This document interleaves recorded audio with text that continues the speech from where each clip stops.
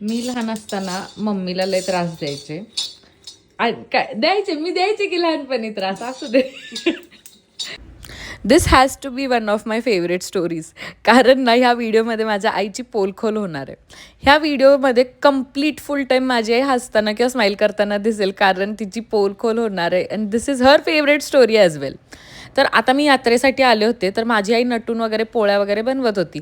पण ती माझ्यासाठी खास परत शेंगदाण्याची चटणी बनवायला लागली. आता मला शेंगदाण्याच्या चटणीची आवड लागली कशी? तर आमची जॉईंट फॅमिली होती. आणि जॉईंट फॅमिलीमध्ये की नाही सगळेजण आधी जेवण करायचे. लहान मुलं, बाबा, काका, अण्णा वगैरे आमचे, आणि शेवटीला आजी, मम्मी, काकी जेवण करायच्या. माझी आई लहान होती, 21 वर्षांची बिचारी, एकदम बारीक, काहीतरी 40-50 किलो वजन असेल. आणि मी इतका त्रास द्यायचे जेवण करायला.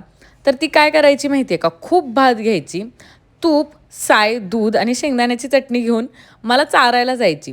तर माझी एक बहीण आहे प्रांजल म्हणून, त्यांच्या घरी जायचो आम्ही, आणि मम्मी मला तिथं चारायची. आणि काय माहिती आहे का, त्यातला अर्धा भात माझी आई स्वतः फस्त करायची, कारण तिला भूक लागलेली असायची. सो ती त्या प्लॅननेच इकडे यायची.